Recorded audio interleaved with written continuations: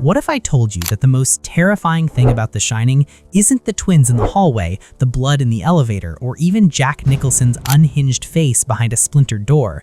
What if the real horror is something you didn't even notice, something happening right in front of your eyes, designed to make your brain literally short-circuit?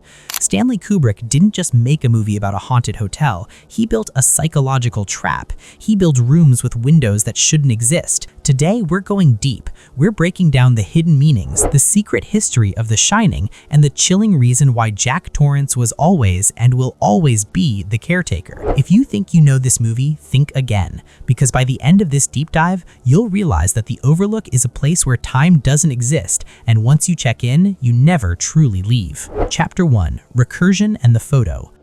You've always been the caretaker. That line from Delbert Grady, that's the heart of the ending. People see that last shot, the 1921 party photo, and assume Jack's a ghost, but Kubrick's hinting at something weirder. He's playing with reincarnation, or maybe time just looping over itself. Inside the Overlook, time isn't a straight line, it just keeps folding back. Jack Torrance isn't a fresh face, he's just the latest version of the same caretaker stuck in a never-ending cycle. This is why he feels déjà vu when he first arrives. I'd been here before. I mean, we all have moments of déjà vu, but this was ridiculous. And then there are the names. The old caretaker was Charles Grady, but in the bathroom, he tells Jack his name is Delbert Grady. What do they call you around here, Jeevesy? Grady, sir. Delbert Grady. Why the change? Some people think these ghosts aren't fixed. They shift just like the hotel's impossible layout. There are layers to everything here. Now look at that 1921 photo again. Jack's pose, one hand up, one down, matches the famous Baphomet drawing, as above, so below. It's not just a creepy Easter egg, it means Jack's been sucked into the Overlook's endless hellish loop. He's part of the building now, another ghost in the wallpaper. Before we open the door to room 237, do me a huge favor, hit that subscribe button and ring the notification bell to get deep dive videos like this all the time. Chapter 2: Mirrors and the Uncanny. Kubrick was obsessed with mirrors. Every time a ghost shows up, there's a mirror nearby.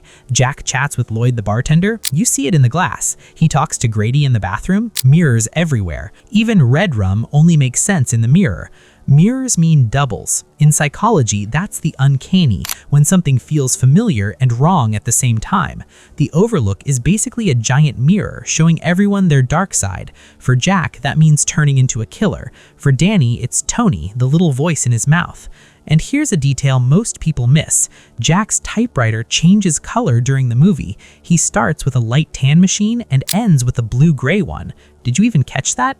Kubrick's crew didn't mess around. They typed out hundreds of unique pages of all work and no play, so every time Wendy flips the paper, it's different. That's the kind of madness Kubrick poured into every frame. Chapter 3: Production Hell. To get the performances he wanted, Kubrick had to turn into a bit of a monster. The shoot was supposed to last 17 weeks. It dragged on for 51. Shelley Duvall's ordeal is the stuff of legend. Kubrick isolated her, told the crew to ignore her, and forced her to do the baseball bat scene 127 times. By the end, she was losing her hair. Her hands were raw. People still criticize Kubrick for it, but honestly, you can't deny the result.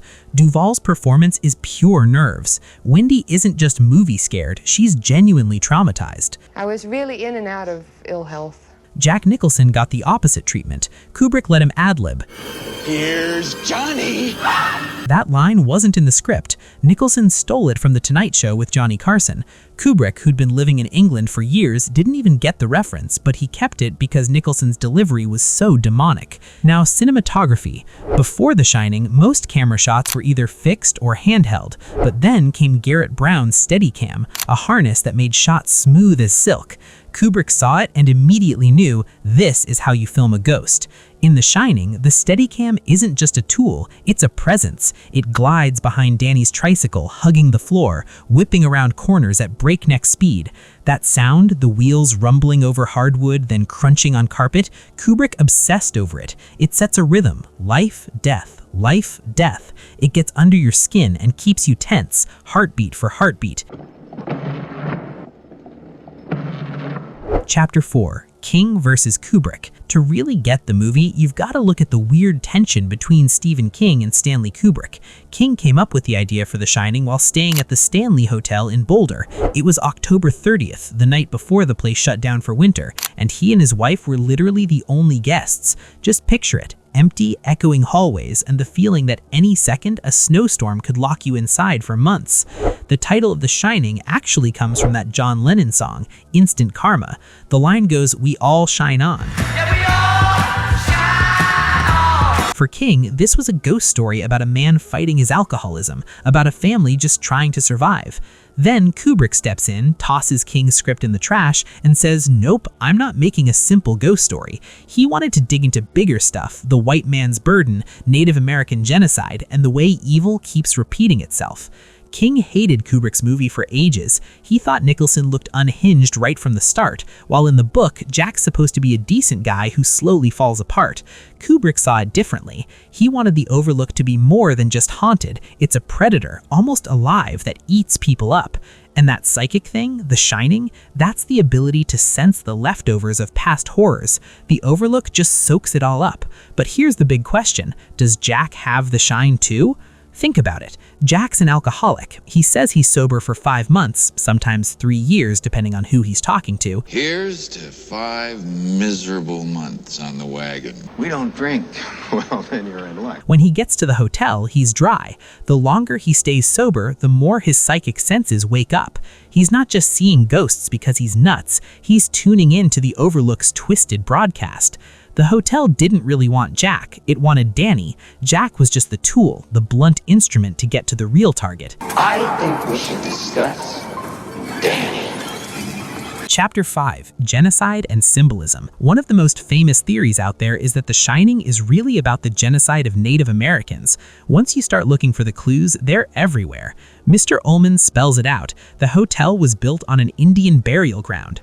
The site is supposed to be located on an Indian burial ground, and I believe they actually had to repel a few Indian attacks as they were building it. Sure, it's a classic horror trope, but Kubrick pushes it further. Native American art fills the hotel. Navajo and Hopi patterns are woven into the carpets and wrapped around the walls. And then there's that elevator, doors sliding open, blood flooding out. It's not just shocking, it's the buried history of the land exploding into the present, the blood of the displaced rising up to swallow the new owners. Look at the pantry scene. Behind Dick Halloran, cans of Calumet baking powder line the shelves. The logo, a Native American chief. Calumet actually means peace pipe. These cans keep popping up, especially when Jack's locked inside. He's literally surrounded by images of the people his ancestors wiped out.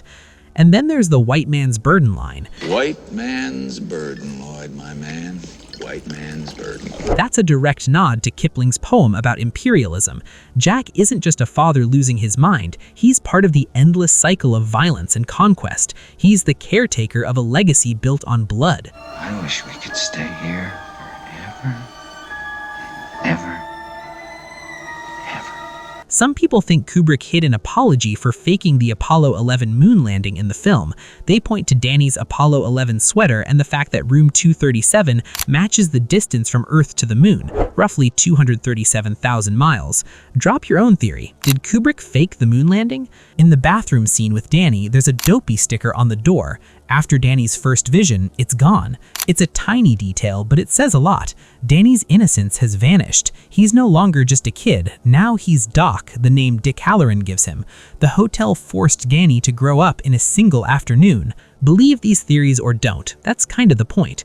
Kubrick packed every frame with so much detail, so many loose threads, your brain can't help but chase them. You want to make sense of it. That's why people are still talking about The Shining decades later. Chapter 6, Impossible Architecture. Now let's get into the wild stuff. If you ever check out Rob Eger's work or the modding communities who tried to rebuild the Overlook in 3D, you'll see just how messed up the place is. The set is a geometric disaster. Take the impossible window. In the first scene, Jack meets Ullman in his office. There's this big window behind Ullman, trees and sunlight pouring in. But if you trace the path Jack walks, that office should be smack in the middle of the hotel. There's no way a window could be there. It should just be another room or a hallway. Kubrick didn't just mess up, he was obsessed with details. He wanted you to feel, deep down, that something's wrong, even if you couldn't put your finger on it. And then there's Danny on his tricycle. As he pedals through the halls, the layout keeps changing. He'll take 3 rights in a row, which should bring him back to where he started, but somehow he ends up someplace completely new. The inside of the hotel doesn't fit the outside. The Colorado Lounge, it's huge, but if you look at the windows from outside, they're nowhere near the right size. There are doors that if you opened them would just drop you into midair or into another room's ceiling. Why would Kubrick do this? He wanted the Overlook to feel like a labyrinth. In Greek myth, the labyrinth held the Minotaur, a monster half man, half bull. In the end, Jack becomes that Minotaur, chasing Danny through the hotel's physical maze. Danny boy! But the real trap is the hotel itself. With this impossible architecture, Kubrick makes sure you never feel comfortable or sure of where you are. You're lost, just like Wendy and Danny. Chapter 7, The Lost Ending. Ever heard about the lost ending? After the film premiered, Kubrick actually went back into theaters and snipped out a whole scene. Seriously. Originally, the movie didn't stop with that haunting photo. It kept going. Wendy and Danny end up in a hospital. Mr. Ullman drops by, acts casual, and tells them the police found nothing strange at the Overlook. No ghosts, no blood, nothing at all. Oh, and Jack's body? Nowhere to be found. Before Ullman leaves, he hands Danny that same yellow tennis ball, the one that rolled out of room 237. It's a weird moment. If that scene stayed, it would have turned the story into a full-on gaslight. Makes you wonder if Ullman was part of the whole thing, or if the hotel just erased every trace of what happened. But Kubrick ditched it. He knew ending on Jack's photo from 1921 packed a way bigger punch. That image sticks with you. It's creepy and it lingers long after the credits roll. Chapter 8. Conclusion. So why do people keep talking about The Shining after all these years? Because honestly, it's one of the rare movies that gets scarier the more you think about it. The impossible windows, the weird carpets that seem to move around, the shine as a stand-in for historical trauma.